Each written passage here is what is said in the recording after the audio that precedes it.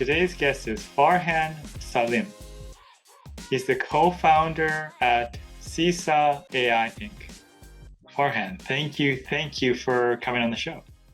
Well, I'm happy to be here, and thanks for having me. That's Great. I love um, entrepreneurs. I love people that are trying to make that I guess transition as well. I think it's one thing to have something that you've been working on for a while, and but there's another thing to understand other people that try and transition into it, and so the strategies and things in and around that. So looking forward to our conversation. absolutely. I'm happy to share my perspective, and if that helps someone, then that'll be awesome. Very cool. All right. Yeah. What was your original background before you got into? I guess you did a lot of project engineering and estimating. What was your sort of original intent or background?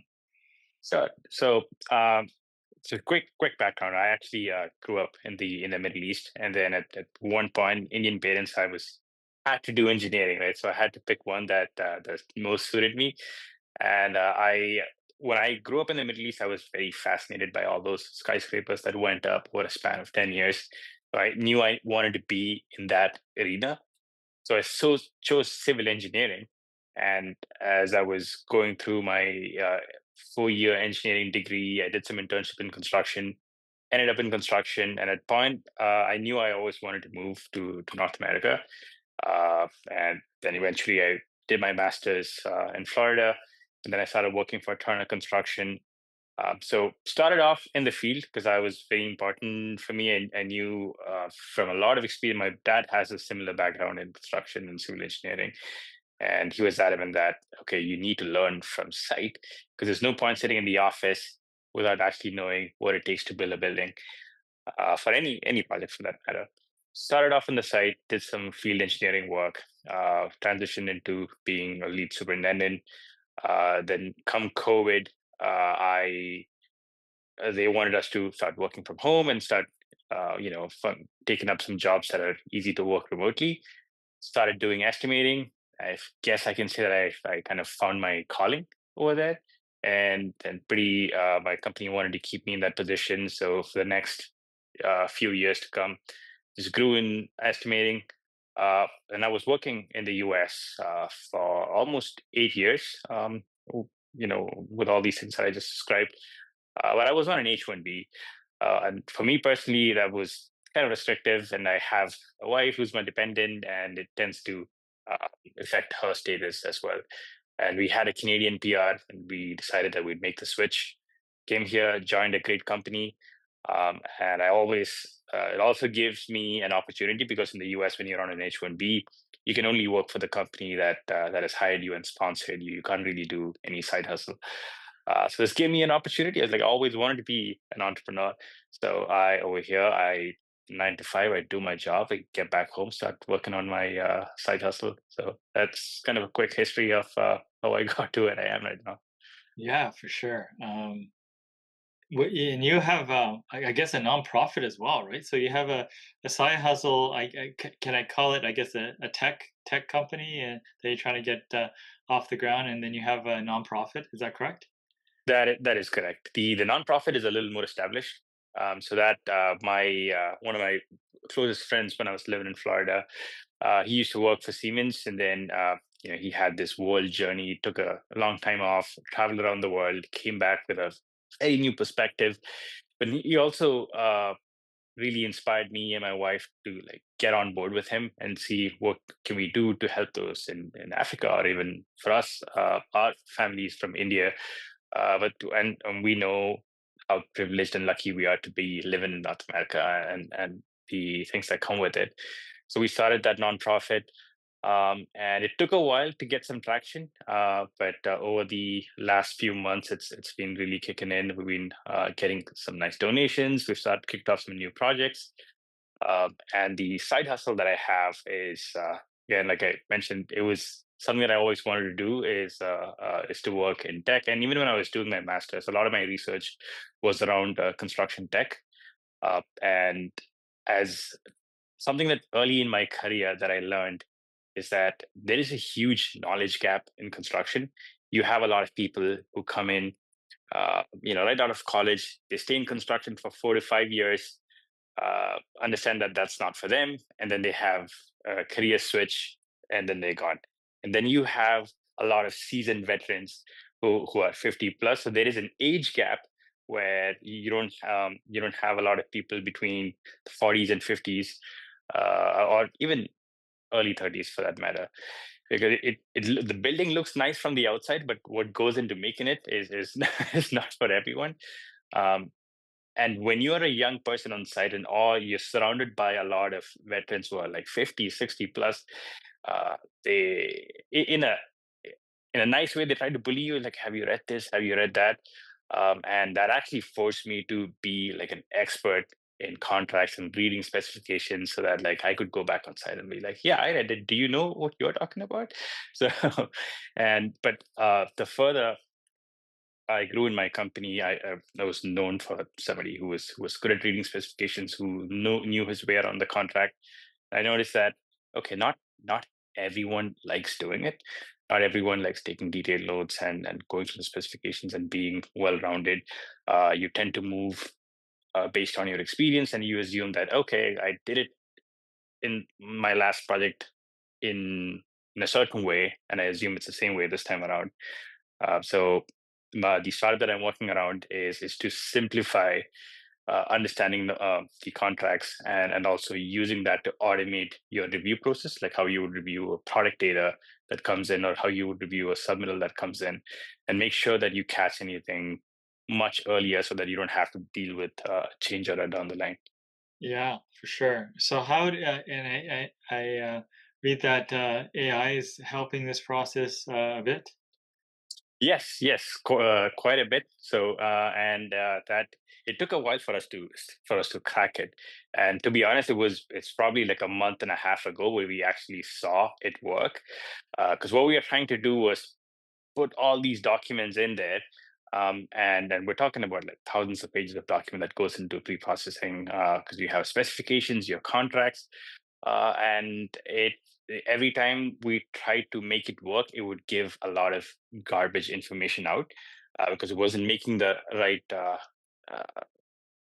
connections between certain elements within the specifications. So we had to kind of prompt engineer our way around making it work. And the real breakthrough was we actually are trying to partner with a document parsing startup, which would help us actually parse the document, understand it, and then we can use these reasoning agents from OpenAI or Gemini to reason for the user. So making real progress. We're pretty excited. We're trying to launch our MVP mid June. Try to get some real users to touch and feel and get some early feedback. But early days, exciting. Yeah. Yeah, yeah, for sure. So you're collaborating with others. You're doing tests. You have your day job, but I guess you've put a lot of time in after hours, and stuff like that. I mean, what I guess how do you find the balance between the various things that you're doing? Because it looks like you're carrying a lot. Yes, and the correct answer is that there's no easy way. I struggled quite a bit, I'll be honest. And there are days that I would just crash on my couch and be like, "Oh, can't do it. Can't open my laptop to do some work."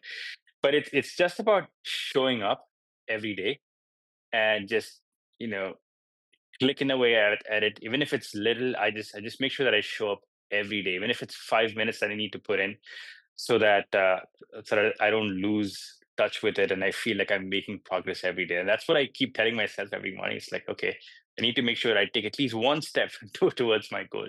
And that the same goes for my day job as well. Like it's a great company. It's a young company that I'm working for. Just truly a huge difference, because my time with the general contractor was 2 to 3 young people, and then a lot of old people. And when I say old, not age wise, but like somebody who's been in the industry for long enough, and you feel like, oh, it's so I will have to wait 20 years to get there to have the same level of knowledge. And for the most part, it's true with construction, and that's why an experienced construction professional gets paid a lot more.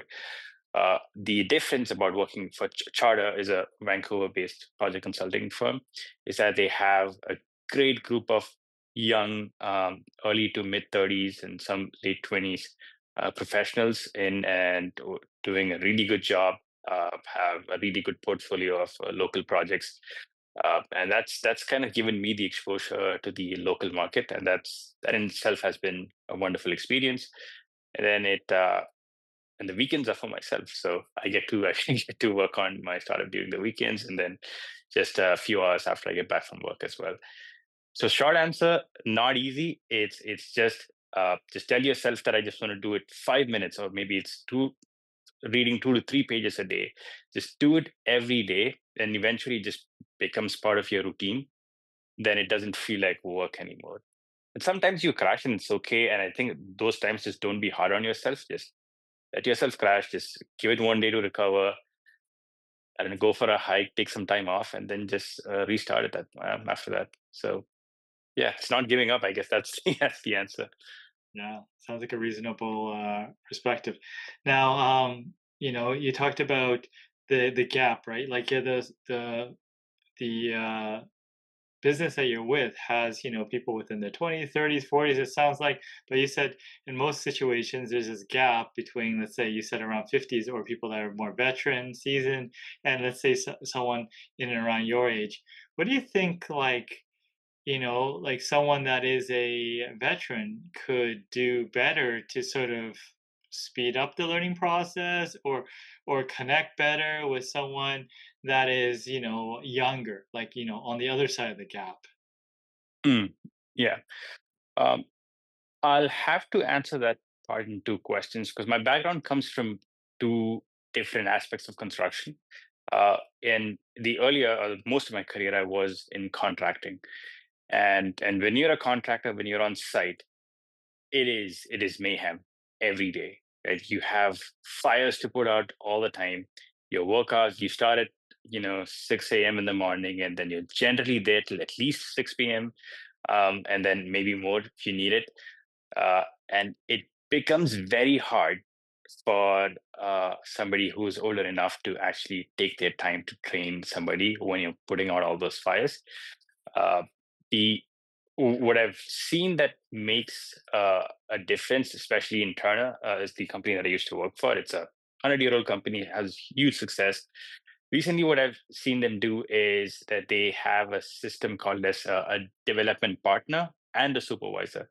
So they don't assign you just a supervisor who's responsible for you to make sure that you're doing what you need to do to help the project, but you're also assigned somebody known as a development partner who is outside of your daily responsibilities, but you answer to him to make sure that, hey, are you learning these things? These are important. Are you working on certain aspects of your project? And are you learning the skills that are needed in terms of finance or quality?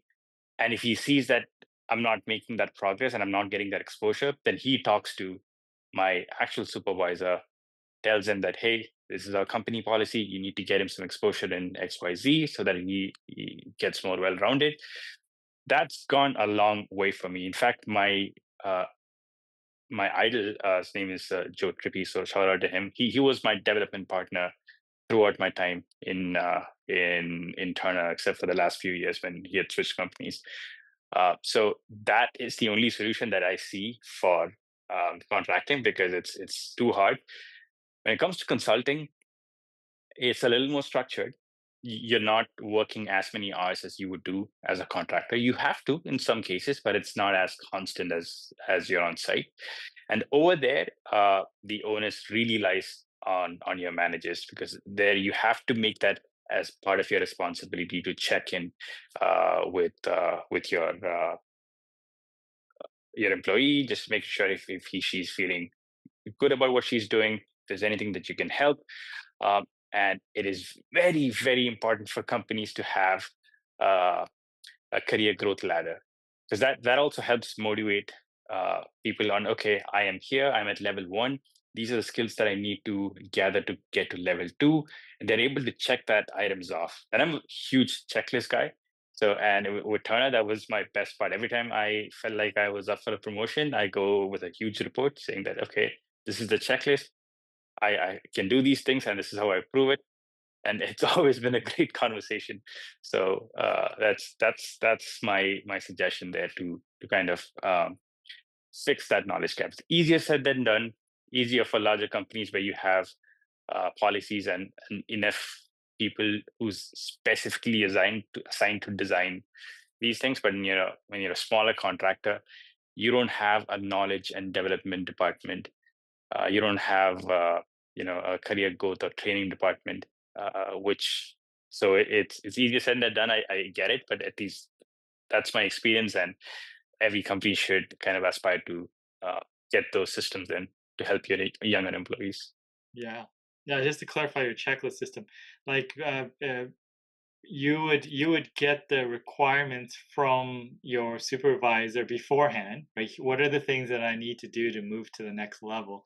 And Yeah. then throughout your time there, you kind of work through to try to check off those things, and then the conversation gets easier because it's a list that they specified or you collaboratively agreed on to do something like that.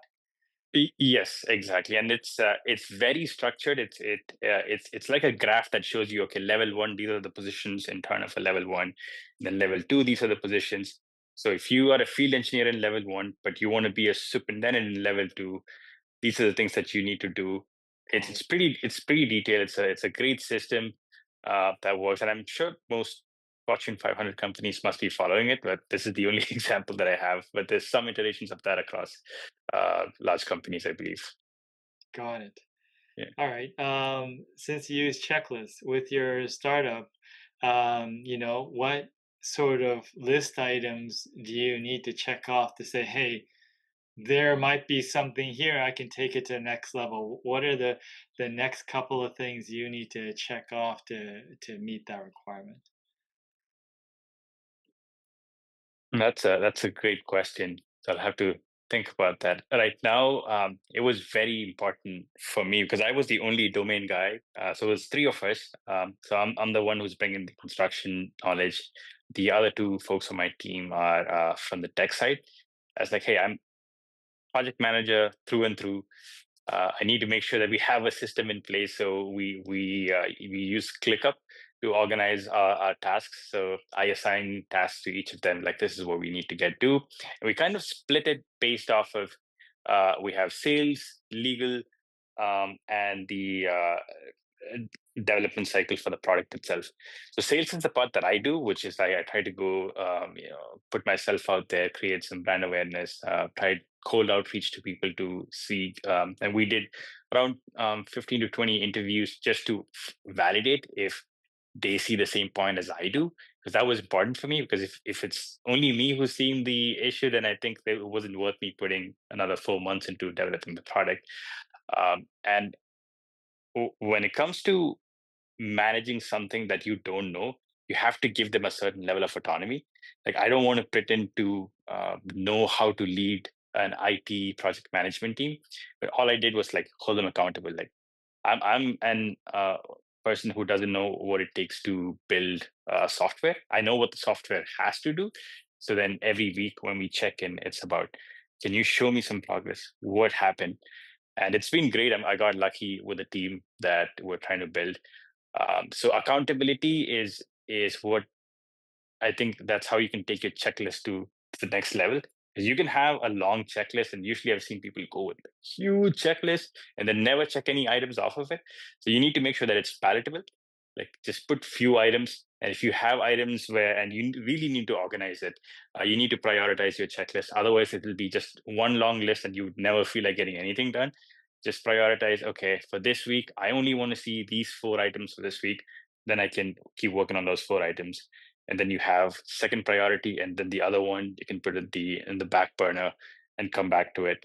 That plus accountability, which is like somebody asking you, okay, Farhan, yeah, we're doing the tech part. What did you do in sales? Did you talk to X amount of people?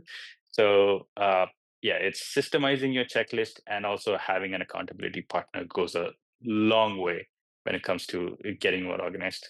Got it. And as you take more actions, you get more clarity, and then the next steps start to emerge. Yes, yes.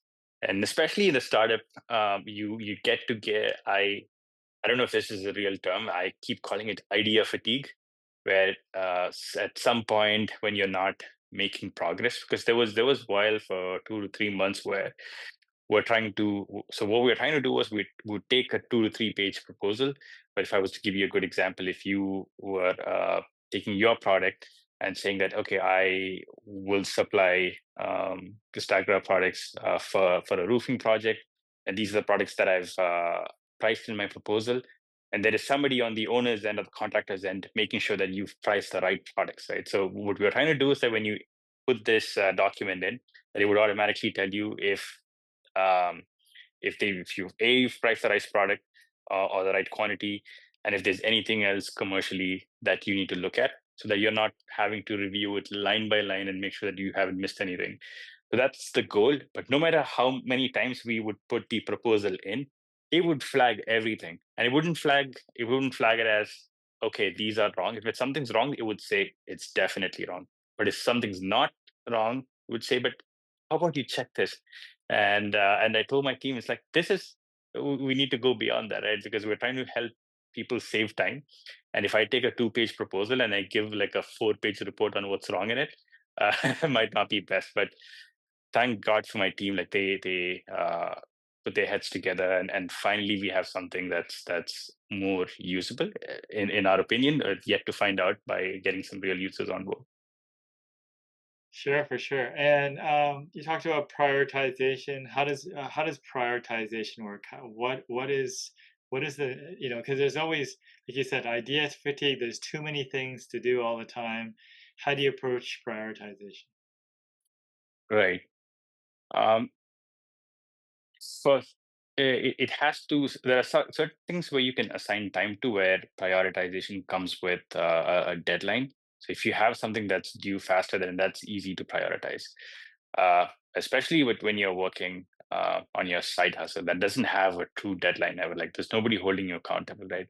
So you have to artificially create that urgency, because a plan with no urgency is just nothing. You'll probably never get it done. And it took me a while, right? It's even me. I'd say I started thinking about entrepreneurship maybe 6 to 7 years is back, and it was when the fire under me started burning when I was having a good career at Turner, right? And at some point, I felt like I'm making a lot of money. Here is my time to choose, right? If I continue with Turner, I would probably in few years get the golden handcuffs where I'd have a good pay, I'd have good life, and I can keep living it that way. But then I made a choice to give that up, move here. So that fire is still burning inside me. So that's the urgency that I have, that I've artificially created, that I've given up so much. And it is, I have to prove to myself that I'll create something. But for a regular person, you have to find your own motivation to create that urgency. I always tell people, and I'm no expert in terms of telling you how to be successful, because I haven't. Uh, in my own personal standards, I feel like I have to. There's a long way for me to get there before I give knowledge. So it is just experience that I'm sharing. But my experience, trying to create an urgency through some sort of uh, artificial goal that you create for yourself. It's like, oh, okay, I need to build a body by 35. That's the goal. If not, probably I try to create like a fake thing that after 35, your body doesn't react to any weightlifting. So if you don't do it now, then you might not get it. Might not be true, but it's how I try to hold myself accountable. Otherwise, I feel like, oh, there's always tomorrow, and fact is that there probably may not be. Right? Yeah, I mean, and there's something to be said about, selling in terms of convincing others, but I think untalked about skill is your ability to sell yourself on something. Maybe something Mm. you don't want to do, or something that you could let it sit for a long time or not, but ability to talking yourself into doing things that need to be done. Yes, yes, and I have to quote you on this, because I was trying to catch up on a lot of your podcasts before I got there. So I was like, you know what? Let me go through the Tats Talk series, and I was just going through that. And one thing that really hit. Uh, the same note with me is the fact that you were saying that every day you would tell yourself to read at least 7 pages, 6 pages, something that helped you um, keep at it. And I don't know what was that motivating factor for you just to make sure that you actually showed up every day to read those 6 pages. But I was like, yes, yes, that is so correct. That's the only way I was able to do it as well. Right? Like just to do it just for a few minutes a day and then just build a habit out of it. Yeah, I mean, obviously try to read a topic that you like or do things that you want to do, but if you can, I think starting is the hardest thing, right? Like Hmm. exercise as well, right? Like just if you can make the action so easy that you can't talk yourself out of it. Yeah. And then Yeah. when you start, it goes, oh, it's not as bad as I thought it was in my head. Yeah, it certainly helped me. So Yeah, yeah, definitely. And then another pointer that I try to give is try to reduce the usage of your phone. I'm guilty of doing that, scrolling myself. But over the years of trying to just self improve, I've really learned that dopamine is a very finite currency that you have. And every time you scroll, you just your motivation for the day is being taken away. So I not promoting this app, but I use an app called App Block, which just blocks off all my social media, and I only get to open it between 5 to 5:30. So it's right after I finish work. I was like, yeah, I deserve 30 minutes of doom scrolling, and then at 5:30, it just switches off. Then I can get back on with my life. Yeah, that's pretty yeah, cool. I love it. yeah. Awesome. Anything else you want to share with what you're doing or things you've learned? Um, in terms of, I'd say when it comes to just one advice for like young folks like starting out in construction is it could feel a little intimidating, especially when you get in and you feel like, oh, there's so much I don't know, and I see all these people. How do I get to know all those things? I'll say just take a quick breather, because even when they started the same way. They started not knowing anything, and then just getting in there, trying to do it yourself is what eventually you grow the knowledge around you. And then 5 years later, there'll be somebody new who joins. They will be looking at you thinking, "Oh God, how does he know so much?" So believe in yourself, and I know this is not easy, but do read your contracts, do read the documents in construction, because that's it really helps you run circles around people who are probably industry veterans, but they don't take the time to read those documents. When you read it, when you understand it, it really puts you apart, and gives you a major upper hand in the project, and it's also going to help your career, because you'll be known as the person. Okay, yeah, you know what? You want to know what's in that clause? Ask that guy. He knows. He knows his way around the contract, and that's really going to help you boost your career for sure.